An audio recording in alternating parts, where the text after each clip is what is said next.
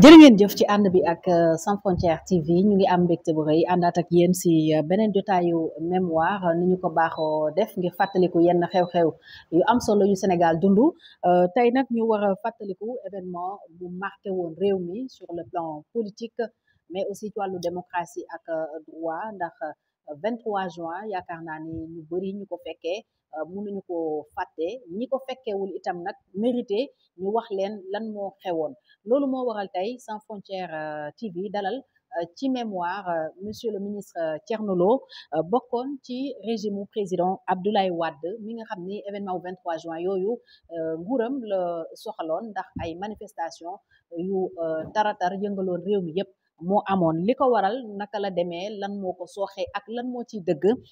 moom la ñu ñëw waxtaan si tey ak monsieur le ministre Thierno Lo ma lay nuyu monsieur le ministre gërëm la bu baax a baax ci disponibilité bi bàyyi la nga nuyoo ak ñi ñuy seetaan. Fatou maa ngi lay delloo nuyoo di nuyu aussi sa téléspectateurs yi nga xam ne bi ñoom ñoo la war a seetaan après. di la féliciter aussi ci initiative bi parce que dafa rafet bu ñu nekkee ci réew suñu jeunesse bi nga xam ne bi fi ne nii dañuy subir assaut wu nouveau monde bi ñu leen di balloter d'un camp à l'autre ba nga xam ne bi seen ay socle ak seen ay repères yëpp la ñu jaxase dafa ba laaj ñu leen defal ay rappels historiques pour que ñu xam yan événement ñoo fi amoon lan moo wundoon événement yi et quelles conséquences lañ ci war a tirer donc mënuma du di la remercier ci initiative yu mel noonu parce que contexte bi ñu toll pour gis ci kuy génn cadre buzz yeeg xaste yeeg saaga yi ñu nekk c'est rare kon nag dañ la ci war a féliciter pour encourager la ci. jërëjëf monsieur le ministre alors 23 juin yan fonction la fekkoon nga di ko occupé ci régime mu président Abdoulaye Wade. le 23 juin maa ngi nekkoon ministre Abdoulaye Wade am en charge le tourisme l'artisanat et les relations avec le secteur privé et le secteur informel. très bien donc fekkee naa ko. dund nga ko dund nga ko à l'interne alors balaa ñuy yegg ci manifestation bi certainement amoon na ay mbir yu doon signalé wu naka ngeen ko déggee mais aussi balay loola waxal ñi ñuy seetaan lan moo nekkoon dëgg-dëgg problème bi le 23 juin 2011. xam nga 23 juin ci expression démocratique gu réew mi ci la bokk on avait une opposition bu nga xam ne bile dafa jekki-jekki gis boppam parce que le président Wade à un moment donné gisoon na mu téye réew mi ci yenn façon yoo xam ne yii dafa demoon bay génn ay expressions que je considérais comme des expressions malheureuses pour dire que awma opposition bu am fit j'ai une opposition poltronne waaw parce que comme dafa yaboon ñoom dem si àlla Tanor rek ak ñoom Moussa Niasse daf leen daan coq alors di leen wan ne il n'était pas capable pour di ko yëngal ak ay affaires yooyu loolu moo indi les assises nationales opposition bi regroupé wu foofu personnalité yi nga xam ne dañ sentiroon que ne daf leen a menacé woon il y a même des généraux qui avaient renoncé à leur voyage pour ñëw participer aux assises nationales le 23 juin moo permettre à ce que l'opposition réunir avec la société civile avec les organisations autres ba ñu taxaw bay def ay affaires ci la le 23 juin boobu génne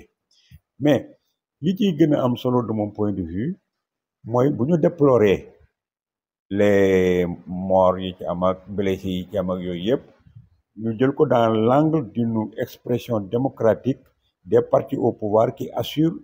un droit qui est que am nañ le droit de manifestation mais loolu dañ ciy saluer la grandeur d'un homme tel que le président Abdoulaye Wade foofu la démontrer que ni c'est un véritable démocrate c'est quelqu'un boo xam ne bi ragalul la contestation et que contestation daf ko doon jox sax plus d'élan et plus de vigueur parce que ces 26 ans yi mu traversé moo tax mu forger ko mu forger waat ci nag ñi koy accompagner aussi mu forger leen ci loolu moo tax suñuy wax naan 23 juin dafa nekk une réussite nañu xam ne le premier qui a permis la réussite du 23 juin c'est le président Wade parce que li mu bëggoon su ko neexoon mu def ay grilles comme ni ko ñeneen ñi doon defee encadrer assemblée nationale nit ñi wote dem seen yoon mais président bi deful loolu président Abdoulaye Wade moom moo tax 23 juin am parce que moo dikk wax son premier ministre Ousmane Ngom wax ñi ànd ak moom c'est des expressions plurielles léegi bu ngeen dikkee yéen da ngeen nekk fii à gauche opposition bi na nekk à droite bàyyi leen ñu manifester loolu la gars yi respecté mais su fekkoon ne PDS ci période bi mu tolloon nekk parti au pouvoir ak va-t-en-guerre yi ci nekkoon ak yooyu yëpp dañ leen a bàyyi woon ñu def ay mobilisation populaire kon 23 juin du am lii am mooy xeex bu meek ci mbedd mi bu ko defee force de l'ordre yi ñëw disperser tout le monde mu am ay blessés député yi wote li ñuy wote mais bi mu waxee loolu ne nanu tàqalikoo ñun on était au niveau du conseil des ministres bi ñu nekkoon sur le bulletin de renseignement yi doon tombé dañuy toog bu yàgg président Wade daan ne ah bon ils ont brûlé la maison de Farba Senghor bu ne toogaat bu yàgg mu ni ils ont fait tel nga xam ni on vivait l'événement en étant au conseil des ministres li nit ñi war a xamaat ci 23 juin boobu mooy il y avait pas un consensus global sur le 23 juin li gars yi xamul le président Wade est tellement démocrate que dafa accepter la contradiction et que des fois nga ñëw wax benn affaire mu tànk ñëw a kéem mais après day intégrer li nga koy wax te bu gisee aussi que ne fii la dëgg gi nekk day dem foofu parce que au niveau du conseil des ministres y a des ministres qui étaient là-bas qui n'étaient pas d'accord sur ce qui voulait se passer problème bi nous étions divisés au conseil des ministres il y a des gens qui n'étaient pas d'accord d'abord sur la vice-présidence il y a des gens qui n'étaient pas d'accord sur le problème de la nationalité parce que ñun li majorité bi dégagé woon foofu mooy d'accord ñu woon ci affaire nationalité bi terme bi ñu doon wax naan exclusivement de nationalité sénégalaise boobu ça nous a pris des heures y a que le président Wade moo fa doon défendre ne loolu buñ ko wax exclusivement bi parce que dafay xañ ay sénégalais seen ay nationalité mu joxe exemple mu ne exemple nga ñëw présenté wu pour nekk président de la République du Sénégal ñu ne la léegi tu renonces à ta nationalité nga renonce ci. nationalité autre que celle du Sénégal boo amee nationalité autre nga ne boo amee double nationalité dañ lay wax ne xam nga da ngay renoncer exclusivement mooy benn nga war a am bu Sénégal léegi nag boo renoncer ci benn bi léegi nga ñëw def élection nga perte gañewoo donc nekkoo président perte nga sa nationalité mu ni donc ce qu'il faut faire nañu bàyyi nit ki mu compétir bu demee nag ba nga xam ne bi avant que muy prêter serment mu renoncer ci nationalité pour être président de la République du Sénégal s'il gagne les élections man après ba ma fa jógee toute réflexion faite je me disais que mais pas bi il avait raison parce que c'est une injustice privilégié nit ci benn nationalité am tax wóorul ne dana gagner léegi kon nañ ko bàyyi bala ngaa xam boo prêté wul serment mënoo nekk président de la République du Sénégal devant le conseil constitutionnel kon mënoon noonu bàyyi boo présenté woo ba pare bañ na la nekk président de la République avant que le conseil constitutionnel di la permettre ngay présenter serment pay nekk président de la République du Sénégal tu renonces à ta double nationalité loolu nekkoon na fa débat bu méttee ba pare aussi député yi nekkoon assemblée nationale mais d'accord ñu woon à 100% sur ce qui s'est passé mu am foofu un débat bu mag a mag ba les députés ont mandaté je crois que c'était le ministre de la Cheikh Tidiane Sy je crois moom moo rapporté le président Abdoulaye Wade avec le rôle que les Doudou Wade ont joué ñoom ñëpp ba gis ne lii mënta dem les députés dans leur majorité dañu taxawoon. député de la majorité maanaam député yi bokkoon PDS. ci boppam d'accord ñu am na ci ñu d'accordul woon alors mu nekk benn débat au niveau du groupe parlementaire mais bañ ko rapporté le président Wade fa la am benn posture républicaine de démocrate accepté pour que ñu retirer le projet. alors dañuy taxaw ci projet boobu justement. parce que monsieur le ministre waxtaan bi ñi ko gën a jagleel mooy génération yi nga xam ne fekkeewuñu woon 23 juin peut-être tey yem nañu ci mars 2021 mars 2024 jàpp ne Sénégal foofu la tàmbalee am ay yëngu-yëngu wala foofu la ñu tàmbalee am ay xëccoo wala ñàkk ànd ci lu régime politique bëgg a def est-ce que mën nga ñëwaat ci lan la président Wade bëggoon a def concrètement lan la proposé woon Assemblée nationale le 23 juin 2011 pour que ñu voté ko. Mais le président Wade avait proposé le problème de la vice-présidence. Vice-présidence boobu moo indi woon problème yu bari bari. vice-président la bëggoon mu am ci Sénégal. C'était un poste qui est créé pour Karim Wade. Moi je fais partie de ceux yi nga xam ne xalaat naa ne le poste Wade bi mu ko doon def na ko Karim Wade. amoon na une opposition boo xam ne bii bëggoon na leen a diviser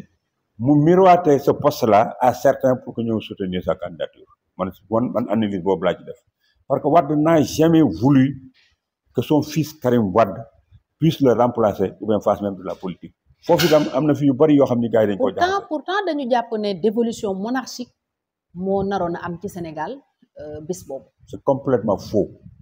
Man, j'ai vécu des expériences ci affaire boobu. Le président Wade, et je le dis ici, n'a jamais été pour que son fils passe de la politique. Général Moïse Ndiaye mi ngi dund nekk Kébémer nekkoon un ancien compagnon du président Wade ma bokkoon ak moom tendance ci biir PDS ñu politique loo au niveau de Kébémer bés boo demoon nga dem seeti ko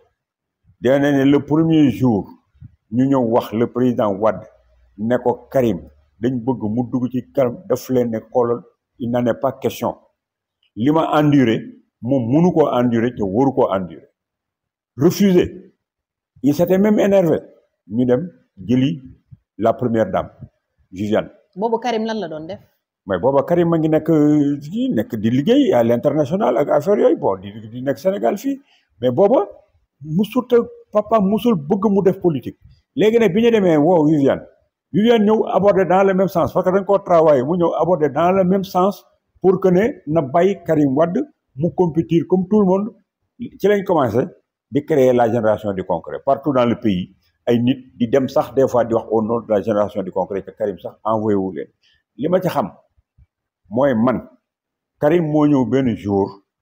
ne ma monsieur le ministre yow xam naa ne bokkoo génération du concret dama bëgg ñu gisante pour que nga wax ma bi ma demee ñu dem immeuble Tamaro ma toog ak moom mu posé ma une question ne ma monsieur le ministre qu'est-ce que vous pensez de la génération du concret man que c'est un conglomérat d'opportunistes qui veulent que des positions de pouvoir pour ñenn ñi ak ñeneen ñi pour préserver ko di commettre la plus grosse erreur mooy kii signé décret bi yow pour jox la doole yow kooku mooy signé le même décret pour ku leen war a fal te yow sa papa il est vivant kon ku jaar ci yow di wax naan dafa bëgg a nekk ay ministre ak ay affaires yooyu xamal ne bëggul sa papa boppam rek la bëgg et c'est le président qui signe les décrets donc na nga xam loolu ce jour-là ci la ma wax ne ma est-ce que xam nga monsieur le ministre am na ñu bari ñuy wër Sénégal di dem di wax ay génération concret génération ba yóbbu sax ay alal di ko joxe ci xawma leen sax musuma leen a gis pour te montrer la nature des Sénégalais noonu lañ continuer di wax génération du concret Sénégalais yi commencé def ko dem benn thème ba laal la fibre du président Wade ça veut dire que un papa et son fils ñuy attaqué doom ji agressé ko ba la fibre paternelle jouer Wade soo ko commencé nag pour dire que son fils est capable de diriger le pays donc il a le droit de compétir comme tout le monde. commencé ko jox ay responsabilités. Voilà comment est partie l'histoire mu jox ko ay responsabilités et je voudrais dire par rapport à ces responsabilités Karim Wade responsabilité yi ñu ko joxoon il avait la capacité de les assumer et deuxièmement Karim Wade dafa amoon benn intelligence boo xam bu ñu ñëpp doon doxee fii ca man doon naa ko def sax bi ma nekkee ministre mooy bu ñu la joxee un département ministériel nga ñëw seet les meilleurs parmi les meilleurs ay compétents kese ñoo entouré woon Karim Wade les Boubacar Camara yi ngay gis nii ci lañ bokkoon les ña fa nekkoon ñëpp c'était des professionnels dans leur domaine Racine Kane ba fa nekkoon pour tout ce qui est de l'administration daf ko maîtriser woon Boubacar Camara c'est un administrateur civil ancien tour des douanes xam na administration xam na lépp ñoom jong kili googu nga doon jël yëpp c'est des garçons qui avaient fait leur expertise dans beaucoup de domaines mu jël leen ñu constituer une équipe qui a fait beaucoup de choses qui avait toutes les compétences qu'il fallait et qui travaillait c'est pourquoi ils ont pu lancer les chantiers de l'ANOCI donc yooyu il faut nit ñi dem honnêteté di ko reconnaître Karim il aimait l'excellence Karim aimait réussir là où les autres ont échoué kooku c'est pas par exemple que bàyyam mooy président de la République duñ ko jugé ci loolu man li ma koy jugé doon ko pratiquer di ko gis ni muy def ma ànd feek moom ñu dem ay multinationales ànd naa feek moom ñu dem Riyad ànd naa feek ñoom ñu dem Koweït xam naa bu ñu toogee ci rencontre yi quelle était l'expression de ce garçon. il était yéen lan moo taxoon ngeen jàpp ni Karim Wade dafa war a dugg ci politique bi. man Karim di ci jéem a convaincre président Wade ak Viviane. non man convaincre ma ko ci. ñi ko doon convaincre ba mu dugal Karim ci biir affaire bi man bokkuma ci woon. man bokkuma ci woon mais biñ demee ba affaire bi tàmbali am na lu ma wax Karim dama ne ko Karim sénégalais nga am nga droit bokk ci parti léegi PDS gii mënoo fee def benn structure parallèle lii ni woon problème yi mooy la structure parallèle qui était la génération du concret moom la les gars du PDS doon xeex nunguñu woon nga jékki-jékki jël ay jeunes qui sont sortis là-bas avec leur BlackBerry des trucs comme ça là ñu war a ñëw nga raxas ñi nekkoon ci sa papier yëpp nga defoon ak moom combat yi yëpp booba yow yu ci bari yaa ngi ko doon fekk peut-être mais xale nga woon d'une part deuxièmement ñii ñoo gënoon a taxaw ci sa wetu papa ba occupé position de pouvoir nga bëgg leen a balayer donc ma ne ko boo bëggee leen da ngay teg génération du concret fële nga dem militer ji Kébémer au niveau département de Kébémer parce que foofu nga war a militer ji bu ko defee boo fa militer nga liggéey di liggéey ba la PDS ak si def benn assemblée générale au niveau d'un concret ak itam bu ñuy def secrétariat bi ñu jox la ci ay responsabilités tu te bats à l'interne mais si jamais tu essaies ngay jéem a continuer di def structure parallèle au PDS gars yi ñoo la gën a politique gën la am ancrage te jamais au grand jamais du ñu bàyyi génération de concret yi jël seen place. alors ñu ñëwaat ci poste c'était ça le problème. d'accord ñu ñëwaat ci poste vice-présidence bi ñu bëri en tout cas dañu jàpp ne dévolution monarchique ci la ñu jëmoon maanaam président Wade dafa bëggoon jël nguur gi jox ko doomam Karim Wade nee nga loolu amul est-ce que am na ay firnde tey yoo mën a teg ci loxo sénégalais yi da nga ci wax ak président Wade wala da nga xamoon keneen kuñ ko bëggoon a jox le poste de vice-présidence là fan nga teg nii. mais les élections kay war na les élections war na ne Wade amul woon intention boobu. Wade bi ñuy dem moom moo présenté wu comme candidat à l'élection présidentielle kon kay xam ne ni bu ñu day fal moom lañu waroon a fal président de la république retiré woon na projet vice-présidence bi du ñoom Diomaye yi ñi ngi wax problème mu vice-présidence dafa bokk ci débat politique gu Sénégal donc ça veut dire que lu tax léegi bu fekkee ne Karim Wade moo taxoon ñu bëggoon a def poste vice-présidence lu tax ñoom Sonko ak ñoom Diomaye di wax toujours ay poste de vice-présidence dans leur programme kon il faut que nit ñi di bàyyi affaire yooyu ñuy def dañ koy utiliser comme un argument politique pour combattre le président Wade. Le président Wade n'a jamais eu l'intention de faire de Karim son dauphin institutionnel comme ça, imposer ko comme ni ñoom EADMA def. C'est que ci biir débat bi mu amee président Wade am na lu mu leen fooxoon sax nee na leen yéen man ci biir débat bu amee ku ci nekk da ngay argument nee na leen man su ma bëggoon a def lii EADMA def moom gënuma intelligent. ñoom Kabila ak ay ADMA li ñu def jël seen doom fexe ba mu toog remplacer leen man su ma ko bëggoon mën naa koo jéem comme ñoom parce que gën ñu may intelligent ëpp ñu may ay moyens te il a raison mais il n'a jamais pensé à cela c'est lui faire un mauvais procès et c'était les politiciens ñoo ko doon def mais ñoom seen bopp xamoon nañ ne Wade n'est pas comme ça le président Wade est un démocrate il ne musut a bëgg a conquérir le pouvoir par la rue gëmoon na boppam yaakaaroon na ni itam Sénégal yi ca bëggoon nañ ko bëgg goo xam ne gi moom moo naroon a toog ba mu dem ba mu doyal dem mais mosut a xalaat que ne kenn ci dëkk bi doon na ko mën a gagner par des voies démocratiques ci élection est-ce que xanaa xamoon ne sax loolu sax moo may Macky Sall chance c'est que Wade dafa gëmoon boppam ba xeeboon ñëpp ba nga xam ne pour moom il n'était pas question qu'il perde les élections yi mu perte en 2012 mais su fekkoon ne amoon na conscience que ne élections yi mën naa koo perte gis nga bu amee taxawaay bi mu waroon a taxawoo kon Macky Sall du gagner élection yi mais Wade pour moom il dormait tranquille bi mu demee deuxième tour nag ci la soog a yeewu fekk c'était trop tard mais Wade bu fekkoon ne teeloon na jël affaire yi au sérieux kon dama lay wax ne la Macky Sall sax du nekk candidat à l'élection présidentielle parce que il l'aurait retenu kon du ko dàq dana ko retenir mais Wade defoon na ne nit ñi dem ak ay affaires yëpp te je lui dis nee naa ko benn jour monsieur le président bàyyil di wax ne du ngeen dara fii nit ku dem dana am lu mu yóbbu parce que nit ku ne am ñu la topp te au fur et à mesure que ñuy dem sa majorité di effrité wu loolu mais wóolu boppam googu mu wóoloon boppam moo taxoon ba mu bàyyi affaire yi mu demee noonu mais il n'a jamais eu l'idée di yëg Karim Wade doon na tontu nag nit ñi biñ ko waxee naan je vais dire à ta maman que tu as bien travaillé bu ma defee li am na ça c'est des réponses qui étaient d'ordre politique mais ça n'a jamais été imposé aux Sénégalais Karim Wade parce que Wade moo la gën a xam ne Sénégal les événements qui se sont passés ici ont montré largement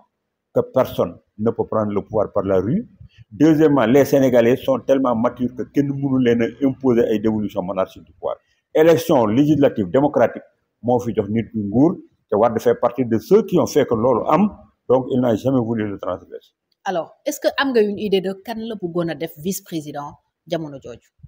mais déggule ma la gis nga départ ba man ban doon soog a wax affaire yi ki woon noonu. man maa ngi gisoon ne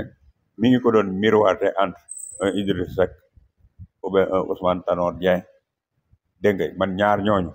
nga xam ne bi la nekkoon nañu ay jeunes d'abord pour la relève. Et puis amoon nañ ay influence Ousmane Tanor Dieng amoon na influence ci biir assises nationales yi parce que c'est un ancien du Parti socialiste. Tous les cadres là qui gravitaient au niveau des assises nationales avaient un respect inouï pour ndem si Yàlla Ousmane Tanor Dieng à cause de sa posture républicaine. Idrissa Seck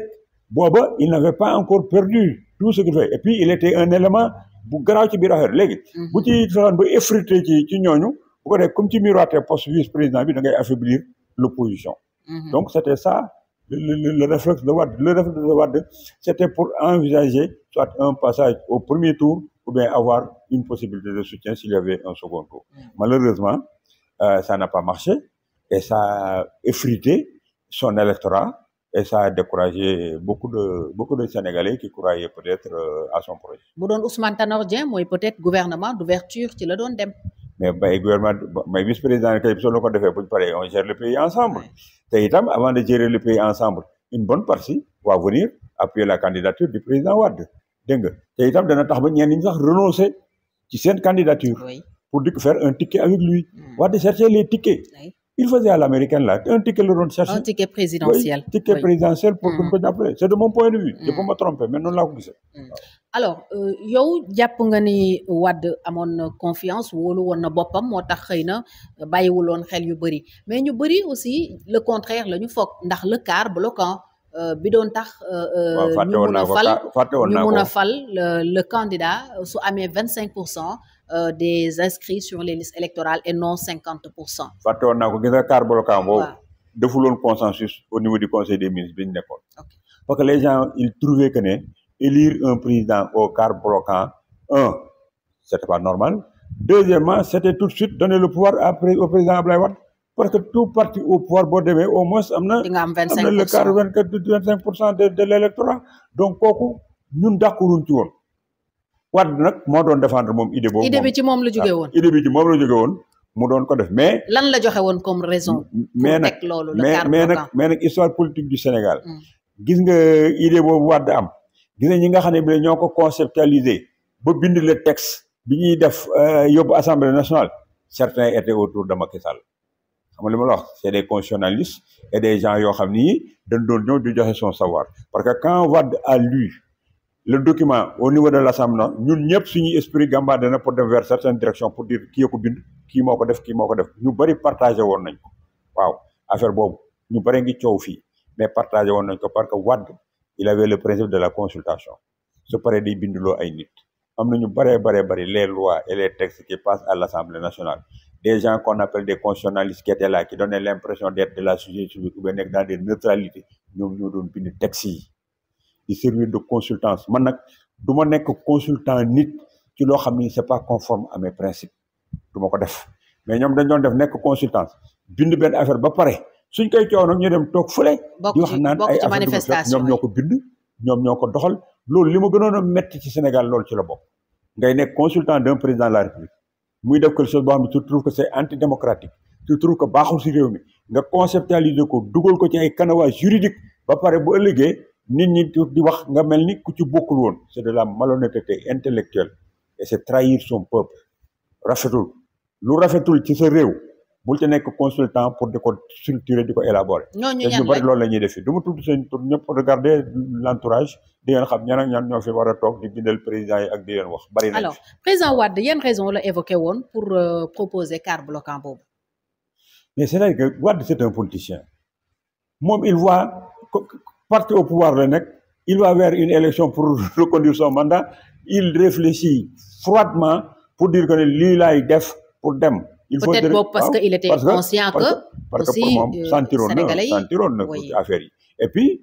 wóor na ko ne bu ñu demee compétition moom comme parti au pouvoir mais il va avoir le quart bloquant day jàll et c'était de bonne guerre alors son gouvernement avait la possibilité d'envoyer un projet à l'Assemblée nationale où la validation foofu lañ koy defee suñ demee foofu ñooñu buñ ko valider mu nekk quelque chose qui concerne le peuple. parce que yéen a amoon majorité mais il a fait ce qu'il voulait en tant que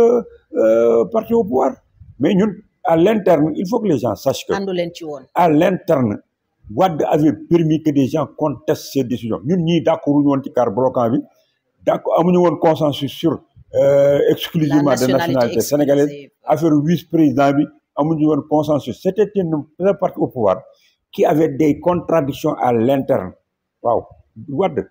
gars yi respecté woon nañ ko de mais gars yi dañ doon opposé wu ci li mu doon def de et plusieurs fois il a renoncé xam nga les envoyés des chefs religieux là bi ñuy ñëw fekkoon na Wade retiré affaire bi alors pour pas que les gens pensent que ne il a fallu que les ndem si yàlla senior junior ak yooyu ñëw moo tax Wade retiré projet bi non c'est sa majorité qui a eu ses contradictions à l'interne pousser le président pour que mu retiré bi ñu dikkee dañoo fekk mu retiré. bala ñuy yegg ci manifestation yi amoon ngeen certainement ay écho ci population bi naka la ñu gisee yëf yi naka la ñuy ñaxtoo ci projet boobu est-ce que boobu temps alerté woon ngeen le président Wade balaa ñuy yegg ci le 23 juin. xam nga président Wade ñun ñu nga xam ne dañ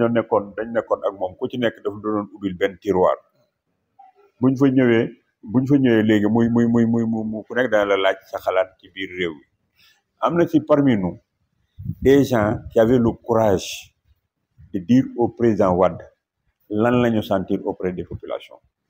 et c'est ça qui manque le plus souvent au président les laudateurs yi nga xam dañ leen di wër di def laudation ak ñi nga xam ne dañ fay toog pour leur intérêt personnel di ko wutal ay ennemis ñooñu ñoo gën a bon ci l'entourage d'un président de la République mais il y a des gens comme man et tant d'autres te pare woon nañ ci biir PDS qui disaient au président ce qu'il pensait de sa manière de gouverner le pays am na ñoo xam ne dañ ko wax ne ko président bàyyil di considérer que ne yow yaay nekk l'élément principal boo xam ne bi ñun ñiy nekk suñu base yi sax da nga ñuy considérer comme des éléments qui sont là-bas mais ñun amuñu mbooloo tu nous disais baissez vos pancartes ce sont mes militants te nag li nga xamul nit ñu bëri xamuñu la mosoo leen a gis seen dëkk mosoo leen a recevoir mosoo leen a defal ce sont les relais gis nga relais dafa am solo moom la parti socialiste amoon à l'époque parti socialiste dafa amoon des présidents de région des présidents de département le PDS ne l'avait pas le PDS avait des gens autour du président Abdoulaye Wade c'était un parti boo xam ne kenn structuré woo ko c'est pourquoi après lui ce fut le déluge man waxoon naa ko. on parlait de la seule constante. man waxoon naa ko la seule constante je n'ai jamais été d'accord pour ça man ay constance ay kisme ak ay wadisme ak man liy isme liy kisme gëwuma ko dégg nga un parti la structuré avec règlement intérieur ak itam ay affaires ñuy dox de fonction démocratique maa mosuma gëm loolu constance amul. Abdoulaye Wade bu fekkoon ne amul ay relais du mun a def dara relais yi ku si ne da nga ñëw avec sa coefficient personnel ñëw ak say mbokk ñëw sa ak ay xarit ñëw avec la base bi ngay contrôler il faut que les gens arrêtent de déifier et de penser que leader bi bu dee moom dong buy dem fenn ku koy jël boo daal dem fenn nit sa relais yi ñooy mobiliser nit ñi bu élection jotee ñoom ñooy indi nit ñi pour ñu voter yow boo demul nekk ci palais bi ñoom ñooy nekk ci àll bi nekk ci biir communauté rurale yi di dox di faj aajo yi nit ñi di leen conscientiser donc les relais sont importants quand vous perdez les relais tout le monde va venir à la présidence de la République le drame de son président là ça veut dire qu'il concentre tous les pouvoirs à leur niveau du ñu xool relais yi bu ko defee léegi ku nekk da nga naan damay dem ci président pour sama problème réglé wu alors que le parti socialiste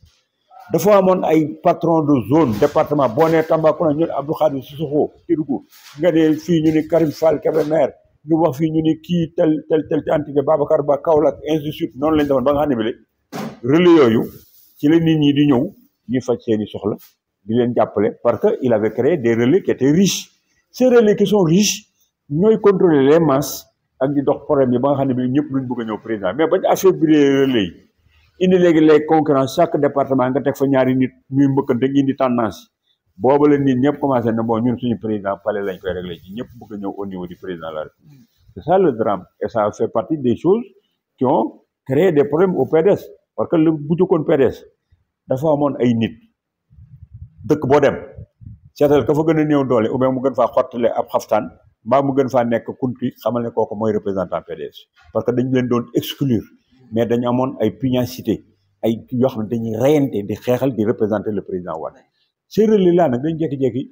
ñu disparaître complètement toutes les populations ont voulu venir ça fait partie des choses qui ont fait perdre le truc au président beneen bi des ils n'ont pas pu désamorcer la bombe Karim Wade waaw ils n'ont pas eu le bon discours parce que dégluwuñu ñi war a wax parce qu'à un moment donné de l'histoire d'un parti politique ou bien d'un parti au pouvoir dafa am des gens qui savent communiquer ñoo xam ne suñu waxee population yi danañ leen dégg message yi jàll parce que ils sont pas dans des positions partisanes qui n'acceptent pas la contradiction.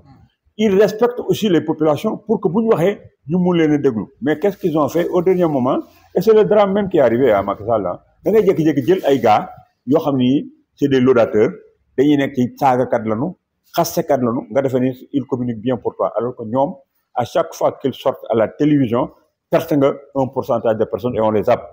loolu moo perte les partis au pouvoir te loolu moo perdoon le parti du PDS parce que dañu mujj ñi dàq luubal def lobby des trucs comme ça moom la ñu jël teg leen au sommet à la place des gens qui ont un coefficient yi nga xam ne dëgg la ñuy wax am nañ crédibilité au niveau des gens parce que duñu fen duñu naxaate ñooñu dañ mujj mettre leen à la périphérie jël nag léegi une caste de jeunes yoo xam ne yii seen ay ambition personnelle lañu defe na ni ñoo dàq politique ku nekk et que la proximité avec le président Abdoulaye Wade mais taxul nga am le coefficient intellectuel et populaire pour mën koo permettre muy dem léegi nag koo ci wax maa ngi moom ñoo defoon kasoog dugg naa kasoog fa ma jaarale affaire mais loolu du ay critères yi yóbbu nit ñi kaso du ngóora kaso du lu nit ñi di compliquer léegi da ngay am foo jaar am nekkin woo def ak nit ñi ak it yow sa bopp nga set tu deviens un bon relais bu mën a dimbali un président de la République mais un président de la République mënoo koo dimbali ci ngay luubal mënoo koo dimbali ci ngay saaga mënoo koo dimbali ngay xasse mënoo koo dimbali tout simplement en parlant de l'ancienneté et de la prison yi nga def PDS nag loolu nag moo fa ëppoon lobby ancienneté parce que tu as fait de la prison avec le président beneen bi des bari ngay pexe ñu lay jox ay pouvoir am nga xaalis yaa ngi def loolu la neex loolu téewul pouvoir parce que loolu su doon téye pouvoir il y a aucun parti au pouvoir boo xam ne di nga perdre élection Sénégal. alors ñu ñëw nag ci le 23 juin 2011 yéen a ngi woon conseil des ministres naka ngeen dundee événement bi. ni ñu ko dundee mooy jékki-jékki coow yi bari ñuy jot bulletin yi président Wade lu mu jot wax ñu ko ñu xam ne bon mi ngi tàkk ci biti beneen bi dalee ko ñu retiré projet bi ñu paree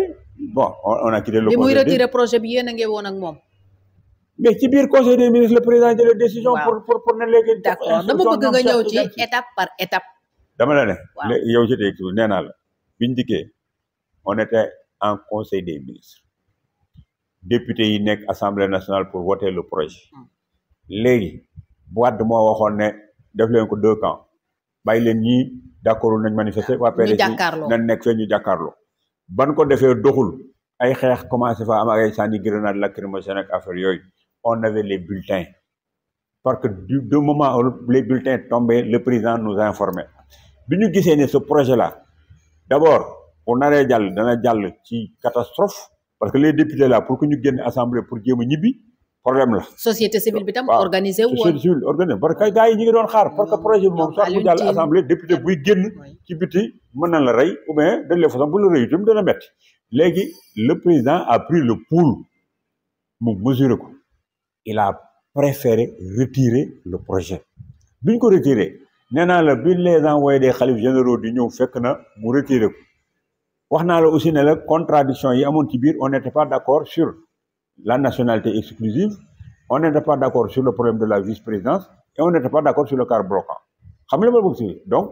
la majorité du gouvernement l'ambition du conseil des ministres am nga ko il y avait pas unanimité bien que bu ñu waxoon sax peut-être que une majorité pouvait se dégager au conseil des ministres mais ça a été un débat houleux et le président était là toog di déglu nit ñi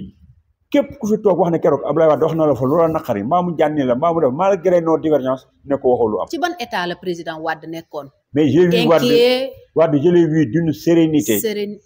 et puis d'une position de démocrate boo xam ne bi xamoon na ne gars yu bari yi doon wax ci conseil des ministres bi doomam ji lañ doon empêcher parce que Karim.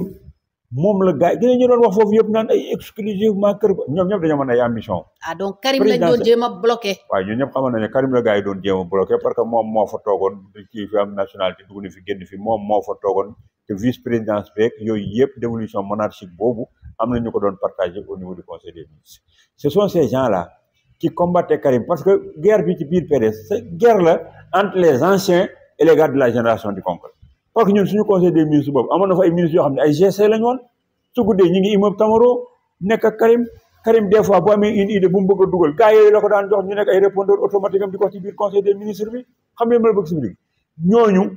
ñoo doon défendre ñi contrôle di xeex ak Karim guerre boobu moo indi woon lutte bi gars yi doon def contre le quart bloquant ak contre la nationalité est exclusive loolu amoon na fa mais bi ñu koy débattre je n'ai jamais vu le président Wade mu énervé ba mu coupé nit mais je l'ai vu d'une sérénité boo xam ne bi mosuma ko doon gis sax mu koy am ci conseil des ministres ou bien yeneen rencontre mais ni le combat que les gens menaient contre la nationalité ni avec Arba je n'ai jamais vu le président ci conseil des ministres boobu billahi mu énervé mbaa mu élevé la voix. affiché wul benn inquiétude. non pas d'inquiétude ni d'énervement loolu wax naa la ko amul inquiétude amul énervement il a écouté tout le monde ba affaire bi am ñu mu retiré projet bi. lan moo xew lan lañ ko wax dëgg-dëgg ba mu ne donc je retire le projet. mais liñ ko wax dëgg-dëgg mooy yow nee naa la bulletin de renseignement yi yaa ngi ñëw. manifestation yi ñi woon xam nañ ne les populations étaient là en majorité dañoo xam nga yow l'opposition était seule parce que le PDS n'a pas mobilisé donc la rue était contrôlée par l'opposition. Et la société civile. Mais quand je dis opposition, cette société civile que nous avons, c'est une société civile qui est dans l'opposition. Man ñoom ñëpp lay mettre dans le même sac, c'était des opposants au régime du président Wade. Ñoom bokkandoo ñoom assises nationales yi ñoo doon marché ak ñoom. Il faudrait que vous arrêtiez de faire cette distinction, des trucs comme ça. C'était des politiciens qui étaient contre le président Wade. Ils avaient un consensus avec les politiques et c'est ça qu'ils appliquaient. Dire autre chose moom wax loola neex. Donc ñoom ñëpp dañu contrôle affaire bi occuper rue bi parce que le PDS n'a pas mobilisé bi président Wade xamee ne l'opposition a gagné la rue. Deuxièmement, les députés qui sont à l'Assemblée nationale étaient divisés parce que am ñoo xam ne ils pensaient à leur vie naka la ñuy def pour ñibbi parce que xam nañ ne bu ñu génnee ils vont trouver les populations. On parlait aussi de morts, de blessés. Alors il a senti que le projet ne pouvait pas passer ou bien bu jàllee aussi dina am ay conséquences. Il a préféré faire le retrait. C'est quelque chose qu'il faut saluer. Parce qu'il aurait pu faire comme les autres partis. Forcer. Qu'à cela ne tienne, je force, il vote. Parce que su insisté woon ne vote leen ko moto yi dinañ vote dinañ vote mais bu ñu voté bu ñu génnee s'il y a mort non mais c'est passé les gars vont oublier et vont aller compétir au conseil constitutionnel déposer leur candidature. Mais Wade n'a pas voulu de cela. C'est pourquoi il a préféré retirer te gis nga retiré bi mu def toujours confiance bi mu am ci boppam. Wade n'a jamais pensé que dañ ko yóbbu ay second tour. Le second tour a été une surprise pour moom mais bu fekkoon ne teeloon na envisager loolu préparer ko dëggantaan Ndiaye malgré ces soubresauts de retrait de machin Wade n'a jamais pensé perdre les élections. Les gars di combattre sur son âge des trucs comme ça des trucs qui étaient farfelus parce que après ils ont pris le pouvoir qu'est-ce que Wade a fait il a contrôlé toujours la rue il a contrôlé le plan politique ay at di wàcc fii di défendre son fils Karim Wade. Est-ce que ce Wade-là qui faisait des marches def le tour du Sénégal di ñëw fii def est-ce que ce Wade-là n'était pas capable d'avoir encore un autre mandat et jusqu'à présent ñu sant yàlla suñu borom ñu ngi dund mais xam ngeen ne le mandat de 2012 ak 2017 xam ngeen ne 2017 biñ ci yàgg Wade n'était pas à la touche mi ngi doon ñëw fii di def ay réunion di wër Sénégal di dox comme il le faut avec la rigueur qu'il faut donc il peut avoir un autre mandat bu ko doon permettre mu finaliser le projet de libération de l'Afrique parce que yi ngeen gis ces jeunes là qui se disent des révolutionnaires di ko wax Wade leen ci jëkk foofu les bases militaires le cordon qu'il faut couper avec la France avec l'Union européenne et les autres son discours de la FAO était le premier élément de rupture. Je vais rentrer chez moi, laissez-moi, je serre la ceinture, je rentre chez moi, nous allons faire face, on prend notre destin en main. Il a mis la Gouana. Wade avait créé cette rupture. Ñu fi wax ko. Beneen pan bi ci des pourquoi ils l'ont combattu? Di topp ko di inefficient parce que ils se sont dit que ce vieux qui va faire un dernier mandat, ce sera un mandat boo xam ne du subir benn pression d'opinion ou de groupe. Non seulement il va chasser les puissances du Sénégal, mais il va prendre son avion pour faire le tour de l'Afrique, pour que nous libérer l'Afrique de l'emprise. Donc le combat était un combat pour un problème de géopolitique. La libération de l'Afrique dont les gens parlent, Wade doit mettre en pratique ce mandat. Moi, c'est l'une des raisons fondamentales qui ont fait que je me suis sacrifié, j'ai fait tout ce que je voulais faire, parce que je voulais qu'il contrôle ce troisième mandat. La preuve, lui-même, il me l'avait reconnu parce que man, avec Mamour Cissé, nous étions les deux qui étaient avec Abdoulaye Wade, parce que Habib Sy, demande dans l'Indiat, Mamour Cissé, mu jël ko def ko directeur de cabinet pour me remplacer ko man mii maa nekkoon la personne bi nekkoon di accompagner Mamour Cissé. Il est vivant. Ñun ñoo fa daan toog ba ay 2 heures 3 heures du matin di liggéey. Samuel Sarr et les Omar Sarr ne géraient que les finances, mais les hommes politiques man maay toog Mamour Cissé toog le jeune Pape Seck il est vivant Pape Seck toog suñu toogee ñooy indi Pape Seck moo yor kayit bi di bind mu naan joxal kii oto jox ko nangam jox ko kii Kédougou la jógee kii fa la jógee kii fa la jógee ñun ñoo toog ñoo doon indi nit ñi ñoo doon collaborer avec Wade aux derniers instants yi nga xam ne léegi mi ngi tegoon au second tour de l'élection présidentielle jàng nañ lu bari ci moom xam nañ ay intention yu bari ci yoo xam ne paa bi amoon na ko mais il est resté toujours sur une posture de démocrate de combattant de la liberté de l'Afrique et que li nit ñi xamul woon fii di xeex Abdoulaye Wade pour ay position de pouvoir à l'intérieur du Sénégal le combat de Abdoulaye Wade que nous avons compris en l'ayant côtoyé au second tour de l'élection présidentielle en plus de ce que nous avons vécu ak moom c'était un combat de libération de l'Afrique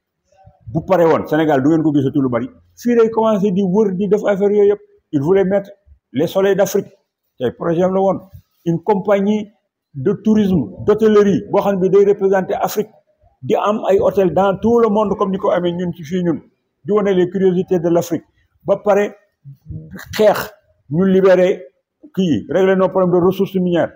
quel est notre financement de notre développement voilà le projet que portait le président Wade mu waroon ko def 5 ans yoo xam ni soxlaatul mandat ni pression d'opinion ou de groupe et c'est ça que les bailleurs avaient compris def unanimité ci moom di ko xeex fexe ba fermer la route pour que les présidents américains ne voulaient pas le recevoir Union européenne ñëw fii di financer des mouvements qui étaient là qui combattaient le régime d'Abdoulaye Wade am ay répondeurs automatiques yoo xam dañ leen doon jox xaalis ñuy dem ci plateau yi di nekk foofu di majajajaj parce que dañ leen doon jox xaalis ces gens-là ils ont brisé un élan boo xam ne bu ko Wade porté woon aujourd'hui problème yi ñuy wax yëpp dina fekk Afrique taxaw ci pour faire face au niveau défi yi nga xam ne mi ñuy interpellé mais malheureusement ils n'ont rien compris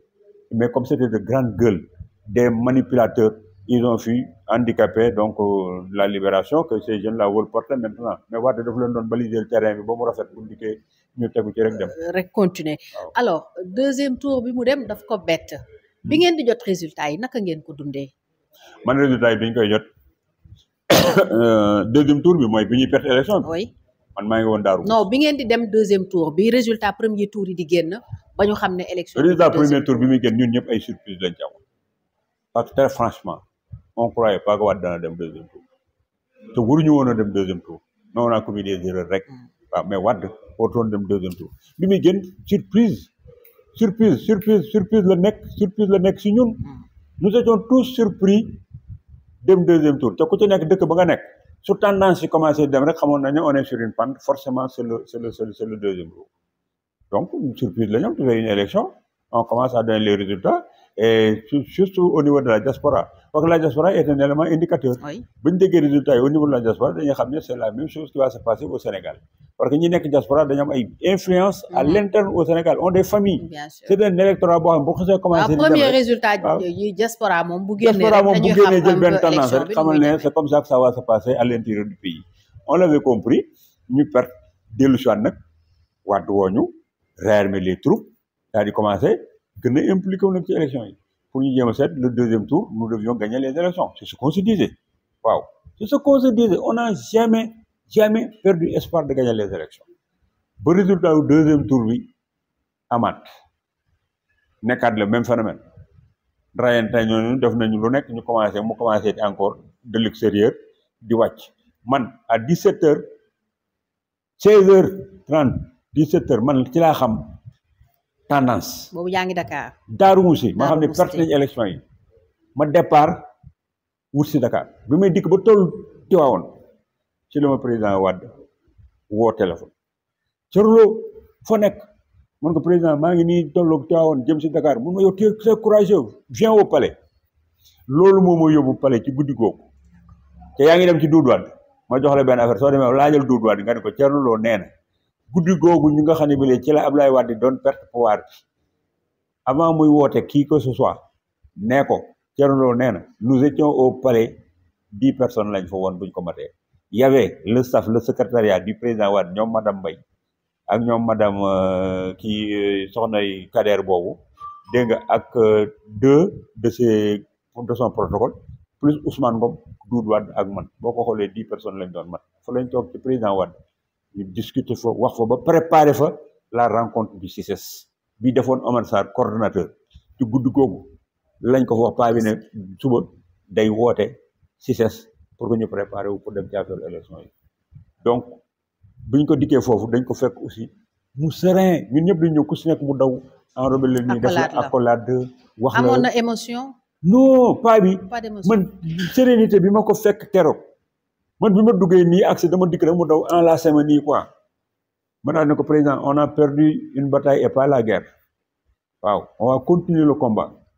parce que le parlement il faut qu'on le contrôle mais pour contrôler le parlement il faut que vous le fassiez en dehors du PDS. loolu c'était le 25 mars 2012. 2012 guddi deuxième tour élection yi guddi googu bañ fay réunion boobu man la ma ko fa wax mooy guerre nga perte kii nga bataille nga perte doo guerre bi. parce que léegi on va aller au parlement pour imposer à Macky Sall la cohabitation te ni nga koy defee leen dong la ñi la bëgg ci Sénégal dafa bari ba weesu PDS kon pour prendre des relais yu nekk ay députés à l'Assemblée nationale jëlal ay personnalités crédibles et qui ont les moyens nga def leen ci liste bi pour contrôler le parlement. ah donc vous pensiez déjà législative. mais boo perdee élection ci ngoon si. oui lu des loolu xam nga ni législative lañ jëm. oui alors législative c'est un pouvoir il faut aller contrôler le parlement. l'Assemblée moo tax nationale bi ma ñëwee. dama insister féliciter ko pour tout ce qu'il a fait pour le Sénégal ba nee na ko nag perdre ñu guerre bi de parce que li lay topp ci Sénégal moo ëpp doole fuuf waa PDS. tànnal ci nit ñooñu au lieu ngay tànn les politiciens du PDS yi nga xam ne bi ñoo tax ñu sanctionné la jëlal ci personnalité yi nekk catégorie socio-professionnelle yi nekk ñu ku ci nekk déggal na la am nga ay moyen ba tey nga jox leen ñu dem ci biir Sénégal. parlement bi waxul dara ci Macky Sall guddi googu. parce que est-ce que. Wade ne parlait pas des xam même période bi Macky dem. Wade en tout cas man yi ma toog ak Wade yëpp di wax Wade ne s'était pas focalisé sur Macky Sall. daawul wax dara ci moom. man li ma fekkee ak deuxième tour bi li ñu doon dox yëpp dégguma benn yoon bu mu ñeppee gémmiñam di tudd Macky Sall. waxul dara aussi lu la marqué ci guddi googu mu ñàkkee lu toll ni élection présidentielle moom mi amoon yaakaar ne dafay amaat. mais guddi gi li mu def bu njëkkee dafa ne oui non on a compétit nous avons perdu. tout simplement. oui c'est la démocratie c'est le Sénégal oui Wade mu amul benn réflexe de maintien ou de sabotage bu mu fay def amul la preuve bañ paree qu'est-ce qu'il a fait on a tenu un conseil des ministres. oui. mu wax na ci conseil des ministres bi ne kii ñëw nii il faut l'accompagner bu leen def dara pour yàqal ko accompagner le dernier conseil des ministres que Wade a tenu loolu lañ fa jox ñu ànd dama moom ci palais bi foofu mu daal di ñëw ñun ñi ñëpp ku ci nekk mu def photo ak yow ñu libéré ko mais le discours de Wade a été que accompagner leen Macky Sall c'est un patrimoine commun c'est le Sénégal waaw loolu la waxoon lépp lu ko fi nit waxal waxoo dëgg. alors après que les gens sont venus parler de problèmes de tapis ay def ay règlements de compte les règlements de compte ne sont pas bons dans un pays ay tableau ay affaires commencé di xeex élagué képp ku nekkoon moom ñu jëm la combattre ça c'est pas payant. alors kañ la jël décision woo Macky Sall guddi googu le 25 mars. man Abdoulaye Wade xam nga ba muy woo Macky nag di waxante ak moom woowuñu woon ñun ñu wër ko pour mu wax. ok. très franchement il nous a reçu mais bi muy woo Macky Sall moom moo ko wol boppam ñii ñëpp dañuy wax rek dégg nga loolu moom vraiment il l'a appelé. kon il s'est libéré il s'est éloigné de vous dem feneen wax ak Macky Sall. waaw wax ak Macky Sall bi ñu wax ak Macky Sall ñun tooguñu. fekkeewu leen ko. ñun fekkewuñ ko bi mu ñëwee tam waxu leen ne woo naa ko. woo ko ñooñu ndax sax woo na ko. da ngeen ko dégg comme ñëpp. mais ñu man day personnellement woo na ma de bi ma demee Tivaouane woo na ma Palais mais ba ma dikkee néew ma woo na ma Macky Sall ak nee naa lii Macky Sall ak yooyu man wallaahi waxuma ko. la ma fa xam daal ba mu dikkee félicité na ma enlacé ma ñu toog waxtaan wax affaire le lendemain du CICES ak affaire yooyu ñun ñëpp mu encouragé ñu ñun tam ñu wax ko li ñu partagé ak moom waxante wax ju rafet wax suñu papa génn dem suñu yoon. waa xam ne un grand homme vient de perdre le pouvoir et le Sénégal va le regretter. très bien monsieur le ministre événement 23 juin 2011 lañ doon waxtaanee tey pour yow yan enseignement lañ war a tirer ci xew-xew yooyu. xew-xew yi ñu war a tirer ci xew-xew yooyu et ça je le dis pour la nouvelle génération là ñoom jëkkuñu fee def les révolutions historiques def nañ fi Sénégal am na lu mu traversé lu gën a metti fuuf li ñuy dund parce que bind naa ko sama benn contribution nous avons vécu les événements de 68 des étudiants ont été enrôlés ñu dugal leen armée ñu jóge ci 68 on a côté 88 mu nekkoon fi ay couvre-feu Avant ça, le Sénégal a connu une fusillade mort d'homme. Moustapha Lo a été exécuté. Nous attaqué Senghor. Le député Demba Diop a été tué. On a tué 16 forces de l'ordre devant la grande mosquée parce que les gars ont marché pour que dem fofu ñu ray fa 16. 2 juges ont démissionné. Le juge Keba Mbaye démissionné na fi. Amna benen juge bi ñu ray. Waaw, ñu ray ki Maître Sey. Donc dëkk bi am fi couvre-feu en 88. Ci événement yi lu metti couvre-feu am foon. L'armée était dans la ville avec ay jankalar, ay cobra, ak ay affaire yoy yep ñu def couvre-feu kenn du génn. Abdou Diouf a été tellement fatigué par la jeunesse sénégalaise, bon, tout de la jeunesse malsaine à Thiès. Donc, cocktail Molotov, casserole, avec mobilisation de rue populaire, créé une conflit, Wad fi gënoon moo fi indi marche bleue. Wad moo fi indi ay nit yu toog ci kaw nii ay xale yu toog di jooy ci kaw ay car ay mag yu jooy bélici di leen filmer. Donc, ay crâne rasé au stade. Quand il était en bretelle, en crâne rasé. Donc, la mobilisation avec le rêve du Wade porté à la jeunesse. Je préfère la disponibilité de ma jeunesse qu'aux milliards de l'étranger. Donc, Wade a été le premier qui a fait rêver la jeunesse sénégalaise. Son cognou a une chance de bénéficier de cette adhésion de la jeunesse. Donc, nous devons savoir l'une fi def ak sacrifice buñ fi def yi fi jokkoon moko ëpp muy ben. Deuxièmement, Sonko il a un mérite parce que ñëw na enduré na jeunes yi topp nañ ko mais il n'a pas fait plus que ce qu'ils appellent la vieille école. Cette vieille école a fait des choses yoo xam ñoom defaguñ sax genn wàll gi te ñaanuma yàlla sax ñoom ñu jaar fi vieille école bi am kooku dañ ko war a xam. Et puis ñu dolli ci ne ce qu'il gère c'est un patrimoine commun. Le Sénégal appartient à tout le monde, c'est un peuple, un but, une foi. Et que par conséquent, ils doivent œuvrer pour le bien-être de tous, parce que s'ils échouent, c'est une catastrophe pour le Sénégal. Et ils ont la chance de réussir quand vous avez une opposition qui dit que nous avons construit le pays, nous n'avons pas détruit ce que nous avons construit. Donc une opposition de débat. Quand vous avez une opposition de débat, vous avez la possibilité maintenant d'accomplir la mission qui vous est confiée, parce que vous êtes des serviteurs de la République. Vu cet angle-là, le Sénégal a de la chance pour dem. Vous nous dans le pays va pédaler dans ce que j'appelle la soucroute. Nous changer, on va revivre les mêmes événements et c'est le Sénégal qui perd. Donc il y a une différence d'approche. Je dis à mon adhésion ci Wade, am nañu adhésion bi yoon ci Sonko. Il faut savoir naka lañ wara mëna def de telle sorte que ce rêve ne se brise et qu'il fasse comme John Fitzgerald Kennedy, parce que s'il n'avait pas fait rêver les Américains, jamais il ne les aurait amenés sur la Lune. Donc ça c'est un sacerdoce. C'est une devise, c'est quelque chose boo xam ni ku yor réew mi war nga ko mën a xool pour que Sénégal bañ a jël ndàdde parce que actuellement ñoo ngi jël ndàdde ah. Tous les pays qui ont fait même des coups d'état militaires sont dans des lancées yu gën bi Sénégal nekk parce que nous on ne fait que parler, on ne fait que s'entre-déchirer, on cultive la haine, on ne travaille pas. Les autres travaillent. Sénégal ndàdde lay jël di nga toog ba ngeen di importer et affaire dans des pays de la sous-région parce que vous n'utilisez pas les compétences et vous ne travaillez pas. C'est ça le drame. Et puis il faut que nous qu'on fasse de l'alerte et qu'on assume nos responsabilités parce que ñun dañu defar réew mi ba pare duñu defar réew mi nag ba réew mi toll fi mu toll ay xale ñëw mettre ñu périphérie bi yàq ko ñu tëj ci géej gi man de du ma ko def. jërëjëf monsieur le ministre Thierno Lo maa ngi lay gërëm bu baax remercier la ci sa disponibilité surtout di fàttali ne ñu ngi doon waxtaanee événement wu 23 juin 2011 mouvement M23 juddu woon ci di manifestation yu rëy yu amoon ci réew mi ñu doon ŋàññ ñaawlu naqarlu manifester contre le quart bloquant bi président Wade bëggoon a def avec le ticket présidentiel di bëggoon a instaurer poste vice-présidence ci Sénégal mu juróon manifestation yu tar fépp ci réew mi Ndakaaru rawatina buntu assemblée nationale ci bés boobu ñu ko waroon a voté projet la bu président Wade mujjoon a retiré deltu ci gannaaw pression bu rëy bi amoon ci mbedd mi kilifa diine yi aussi ni nga ko waxee defoon ci seen taxawaay ñëw wax ak président Wade mais nee nga boobu fekk na effectivement mu jël décision wu dellu ginnaaw ci boobu projet ngir yëf yi bañoon a gën a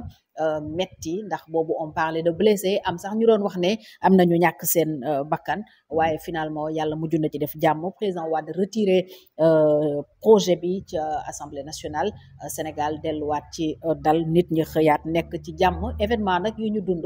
bëggoon ñi ko fekkeewul mën cee am benn gis-gis ñu ñëwoon taataan si yow sa seede kenn ci ñi nga xam ne dund nañu ko à l'interne avec le président Abdoulaye Wade nga nekkoon boobu ministre de l'artisanat et du tourisme ci gouvernement président Abdoulaye Wade muy dernier gouvernement bi ndax ginnaaw loolu ci ngeen perte pouvoir bi ma di la gërëmaat bu baax gërëm ñi doon seetaan ñëpp sans frontières TV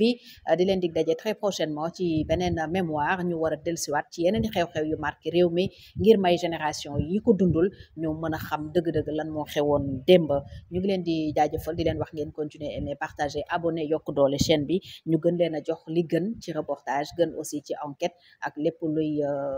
lu ngeen soxla xam ci wàllu information wu démb ak wu tey jërë ngeen jëf à très bientôt sur Sans Frontières TV